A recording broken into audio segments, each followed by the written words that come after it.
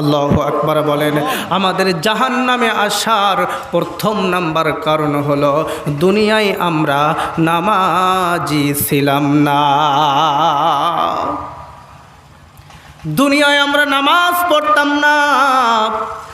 দুনিয়ায় নামাজ না পড়ার কারণে আজকে আমাদের ঠিকানা হলো জাহান্নাম। তাহলে আমি আপনাদের কাছে জানতে চাই, বলেন তো জাহান্নামে যাওয়ার এক নাম্বার কারণ কি না পড়া? সবাই বলেন, আরো জোরে বলেন, কি না পড়া? জাহান্নামে যাওয়ার এক নাম্বার কারণ হলো নামাজ না পড়া। ও রায়পুর কুস্তাবাসী, তাহলে আপনাদের কাছে আমি জানতে চাই, বলেন তো আপনাদের জামে মসজিদে যখন নামাজ হয় তখন বাইরের মানুষের সংখ্যা বেশি না মসজিদে জামাতের মুসল্লির সংখ্যা বেশি? এখন তো আরো শীতকাল, ফজরে ওঠাই যায় না। হাই সর্বনাশ! মাঝে মাঝে এমন হয় আকামত দেওয়ার মতো মানুষও খুঁজে পাওয়া যায় না। কে বলেন চাচা? এই যদি অবস্থা হয় তাহলে আজকের মাহফিল থেকে শিক্ষা নেবেন আর মনে মনে প্রতিজ্ঞা করবেন, জীবনে যতদিন বেঁচে থাকব ততদিন ফরজ নামাজ কোনোদিন ছেড়ে দিব না।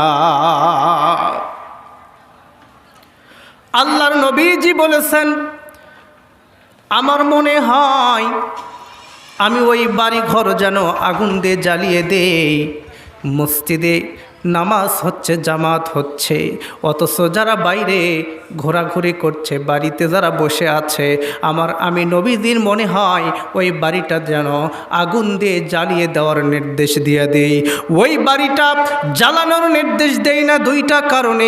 প্রথম নাম্বার কারণ হলো ওই বাড়িতে ছোট্ট ছোট্ট বাচ্চারা থাকে, আর দুই নম্বর কারণ হইল ওই বাড়িতে মায়েরা থাকে। এই দুইটা কারণে আমি আগুন দিয়ে জ্বালানোর নির্দেশ দেই না। তাছাড়া আমি নির্দেশ দিতাম বাড়িগুলো যেন আগুন দিয়ে জ্বালিয়ে দেওয়া হোক। রহমতের নবী, করুণার ছবি, মায়ার নবীজি, তাহলে এত যে নবীজির দয়া, সেই নবীজি আগুন দিয়ে জ্বালানোর নির্দেশ দিচ্ছে, তার মানে এখানে গুরুত্ব বোঝানো হয়েছে যে জামাতের গুরুত্ব আছে না নাই বলেন? কুরআনুল কারীমের মধ্যে দেখেন আল্লাহ তাআলা বলেছেন, ইয়া আইয়ুহাল্লাযীনা আমানু আকিমু